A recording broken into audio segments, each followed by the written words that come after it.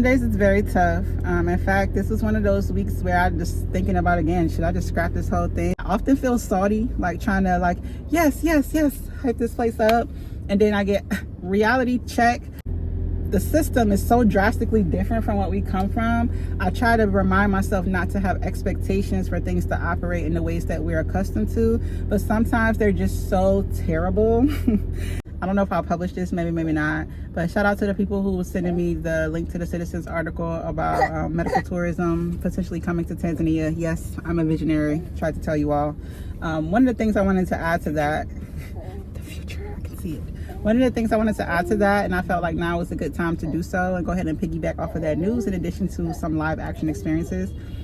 We mentioned prior to, some of these hospitals are set up like HMOs, like the one we like to visit. Basically, they have all of the different departments and all of that stuff within one building, including the pharmacy. However, because there's always an asterisk with Africa, the big reality check that I wanted to share, which is very real here, is the lack of systems will always continue to set this place back. If our doctor wrote us a prescription, 2 prescriptions, and the pharmacy in the building didn't have those prescriptions, we've now are pulling up to the fourth pharmacy in the last 2-3 hours to try to collect medication for my ill child. Frustrating. CVS in the States absolutely sucks. It's a terrible pharmacy, but if you go there and they don't have your medication, they'll at least tell you what location should have your medication, or when they can order it and have it delivered directly to you. Some kind of alternative. Since there's no system here and these are all private independent businesses, you're literally gonna go place trying to find what you're looking for, because there is no centralized system, there is no registry, there's no database. They don't even talk to each other. My lips looking dry. I got dry stuff on my lips. I do from lip balm. They don't even talk to each other. So last pharmacy, I'm like, they're like, oh, we don't have this. No, actually 2 pharmacies ago. And I'm like, well, can you recommend somewhere? Because that was a bigger one where they got more than one location. And he's like, oh, try our neighbor pharmacy. And I'm like, okay, where is it? Mikocheni B. What is it called? Where do I find it? Oh, on the main road. The people, there's no system in place, and the people don't understand customer service here. That's a thing. You'll have a terrible customer service experience most places here, just being real. The places that do have good service are exception and not the rule, which is why I try to share those places, because I try my best to only share positive things. I try my best. Please believe. I be stifling myself sometimes to the point where it puts me in pain. Saying the quiet part out loud is literally a part of my personality. I cannot help myself. So sometimes it's really quite a struggle to be quiet, because the culture is very much be quiet. And yeah, something I just wanted to put out there for you, a challenge that we're currently experiencing in healthcare, because I have been sharing medical tourism insight as well as healthcare business insight and the different experiences I've been having here, in addition to the fact that I operate within that stratosphere. It's tough if the place that is the exception that you're used to can't be exceptional that day. Now you back to the streets. Now you back to the streets. You at the women of market, which isn't what you want to be at. Here, this is definitely much a highly referred place, like a referral kind of place, and not just try a place. Because if you just try a place, you need to go where it's an exception, not the rule. So now, we're still looking for medication for our ill child. Which is frustrating and overwhelming as a mother concerned about her child, right? Because I can see him not being himself, and I'm trying to get whatever we can to him as fast as possible to help him be himself faster. But that part is frustrating. I will say, shout out still to iLib, and be consistent and truthful about my experiences here. Shout out to his doctor, because again, I can say she was patient and thorough and did her best to explain herself to me and answer my questions, because I need to process it through my logic for it to make sense also. And I always stop with the please don't be offended or whatever, because a lot of people get offended by just me asking questions just in general. And I don't get that vibe from her. In fact, she really was trying to go out of her way, it's okay, mama, that kind of thing. She was very reassuring. She was very reassuring. But thankfully, I have my bodyguard / life partner / best friend / witness here. A lot of things I'll experience, I'll be like, oh my God, am I tripping? Am I melting down? Am I having a moment? And he'll go, no, you're not having a moment. This is a thing. It's a real thing. So thank you for that. But also, shout out to them for having great bedside manner. Yes. Even though the system is so drastically different from what we come from, I try to remind myself not to have expectations for things to operate in the ways that we're accustomed to, but sometimes they're just so terrible that it's difficult to digest. Yeah, it can be terrible, where you have one great experience, but that doesn't discount how, a lot of stuff outside of that one experience can be. Some days it's very tough. In fact, this was one of those weeks where I'm just thinking about, again, should I just scrap this whole thing and not share any content about my experiences here? Friendly reminder, this is a hobby for me. Like, so I have to take pleasure in it. And like, sometimes I feel very not as happy as I would like to, because, certain things remind me I'm very much American. Like, First Amendment type vibe, freedom of speech. And this is not a free speech place. So a lot of things that you will find are half truths, part truths, not truths. So I try my best to be as truthful as possible without overexposing myself or compromising myself and my family's safety. But that's one of the things I just wanted to ad-lib today, because we're talking about healthcare. We're talking about people's life. And beyond little finances, beyond, scamming and all of that stuff is very real here, especially the American tax. Like, I get overcharged all the time. When I got my nails done recently, I sent my husband to pay. She charged him like twice the amount that was supposed to pay. And of course I didn't know that till later. Very normal to get overcharged and stuff here, whatever, that's old news, right? But when it comes to like somebody's physical, mental, emotional, literal health, their being, I think we can't tiptoe too much. Like, these are very vital information that people need to know, especially if you're like us and you're traveling with a small child. So we are in Miko, China, like they like to call it right now. Currently, this is a Chinese dominated area where a lot of the developments and stuff are, and we're about to go try some of the pharmacies over here and see if we can find a medication that we need for our child. But I must admit, I often feel salty, like trying to yes, hype this place up. And then I get reality check. Like, I just recently was like, yeah, usually you don't have to go place to place to find what you're looking for. And Here we are going place to place to find what we're looking for. So just as a quick update for medical tourism, because I have been sharing these things with you all, but also I'm noticing that they're even starting to kind of try to champion themselves. Reality check, there's no good system in place. You are on your own, and you are in between, private business to private business, and then as far as like checks and balances, to my understanding, there ain't none. Like, just like, that's why customer service overall isn't very good here. There ain't none. Like, in the US, we have things like the Better Business Bureau, you can report to.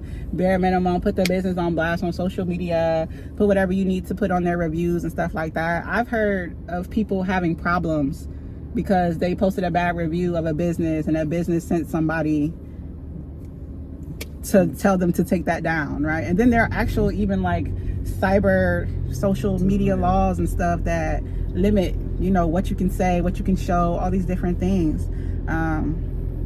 So yeah, just a little bit of reality as far as like live, lived, on the ground experience. But these are just real, raw, authentic experiences that I'm sharing with you. Like, that's it, and that's all. Did I do that okay? You did. Was it too much? No. You didn't give too many details. It was informational enough. Pretty informational. Okay, reality. Oh, also too, to just add to that, the doctor, the clinician that summoned us back for the follow-up for Toto and all of that, they did not charge us for a consultation. Like, usually in the States we would call that an office visit or an E&M visit, evaluation and management treatment visit. Here they all just kind of pigeonhole them as consultations. In the States, consultation is something else. But anyway, whenever you visit the office, they usually charge you a consultation visit. Since she asked us to come back, and since we were still following up with issues we're having with our son, they did not charge us for the visit. They only charged us for the blood work, and for one of the 3 prescriptions that we were able to pick up. And just for the blood work and 1 prescription, it was like 29,000 tish, which is literally like $10. $10, which is very nice. But just to ad-lib on that, since we think a lot of the money is small, that's why a lot of people would try their best to get whatever, or try to strong arm, or just take, or overcharge, because they think to themselves it's not much to them, and honestly it's usually not, but it's the principle. It's the principle. You know, like I was really annoyed that the nail salon lady overcharged my husband. Like it really was unnecessary. It ends up being very small money, but the feeling of somebody always trying to get something over on you, it's a bit much. It can be a bit much. So like experiences like these kind of amplify that feeling, where even though the doctor did right by us, the system itself isn't conducive to like following through to make that experience a nice one. And I wanted to add that in there. That's because thank you for that. It's very valid. Thank you, because I feel like that's the whole like glitching feeling I end up feeling a lot, where you can feel one person going out of their way to try to give you to try to give you such a positive and pleasant experience, you know, and then there's others who will go out of their way to try to get an extra few tish because it's only a few pennies to you and it's big dollars to them. But one of the things that's consistent here is people can be very short-sighted, where they focus on them little bit of tish today when they could have made big bucks, big bands tomorrow with you if they played it right. So yeah, anyway, it was one of those things where I kind of melted that together because, you know, the last 48 been kind of it's been a doozy for me. Sometimes it gets tough living between two worlds. Sometimes like having certain experiences, you know, that are happening in my like US part of my society and mentality, and then having the lived experience here, they kind of clash some days, and it's a real big tussle. Like it's that real big tussle living in two different societies. But also too, I feel like Tanzania in itself can make me feel like that in the same day, where like I mentioned the doctor, she was great, but then like everything else from the pharmacy not so great. Yeah, so if you want to continue to experience raw, authentic truths about our livelihood here, well, I won't say livelihood because we don't make no money here. We living here. We live here. We are active investors. We spend a lot of money living here, educating other people, as well as like doing our best to expose people who seem to do well, and who have good intentions to the rest of society who want to come. If you enjoy that content, let me know, because I might stop making it. I've thought about it. He'll tell you I've thought about it several times. I have. I was actually just talking to the squad about that yesterday. Huh? Get it while it's here. You better get it while it's hot. Anyway, shout out to my homegirl Janera too. I talked to her yesterday. That provided nice vibes. Shout out to my husband for being an amazing partner, husband, father, business partner. We out here. I will say I do my best to lean into the things that are the best every day, but some days are tougher than others. The last week has been pretty significantly tough, if I'm being honest, but I wanted to share this moment of this day today because I feel like the toughness of this moment could be relevant to someone who's working on making their decision. And I know there's a big wave right now of Black women wanting to leave and go abroad. Some of them are single parents and taking their children with them. So they need to understand that, yes, you have access to certain things, but do you have the mental capacity? Do you have the emotional capacity? Do you have like the patience and wherewithal to really deal with all the things that you will need to continue to access? You know, on the flip side, if we was in the States, you know, we walked in last minute like we did today, we probably would have been sitting in the urgent care or the emergency room for several hours and then still have to go hop all these different places around. But there's a system, you know, so there's pros and cons to systems being in place. That's actually something I have been thinking about discussing in regards to business. I recently launched so I'm like a software expert for a couple of things, and I recently launched a different arm of the business, and I had thought about if I wanted to share some of that info with you here. So real quick, the phone overheated because it's ridiculously hot here, like crazy hot. I would ad-lib how nobody's running the AC for real, it'd be hot. But is there anything you would like to add to the conversation, Mr. and Billy, about you know, the experiences we've had lately in regards to what's relevant to the here and now moment of sharing healthcare insights for people, especially if they have small children, but also just like the customer service aspect, the kind of conflicting feelings that I experience here, that you've shared, that you experience here too at times? Yeah, I would say for sure you want to make sure, you know, you're always your best advocate for your health. Yes. So, if you doubt your doctor, if you question the doctor, you know, feel free to talk to them. Let them know, you know, I have a question about this, I have a question about that. Most doctors are pretty understanding. Our first visit, But on the earlier visits we had a lot of questions for the doctor. The doctor sat down and answered everything. He didn't just, hand us some paperwork, didn't just hand us some medicine and tell us to go away. He actually sat down and talked to us, like people.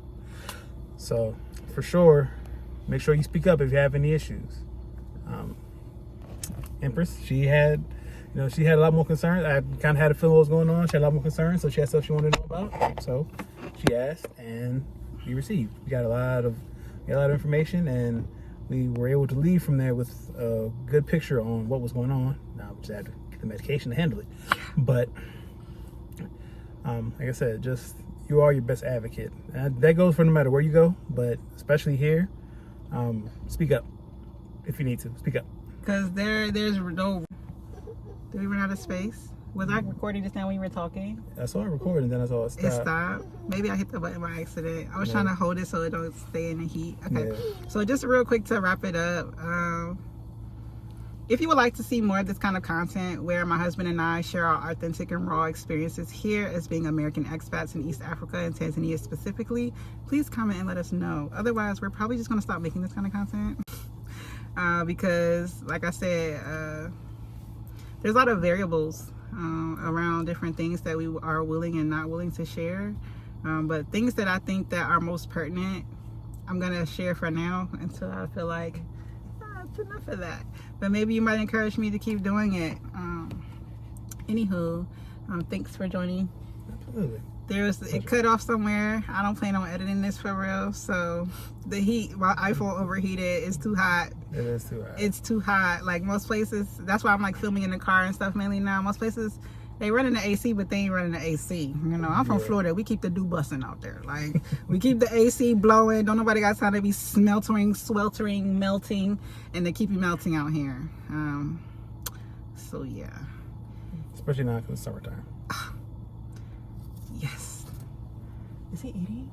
Yeah, I just gave him a cracker. He's eating. Yes. Until next time, my friends, practice self-care and listen to your needs daily. Do it every day. This has been Empress Kino and Stan and Billy.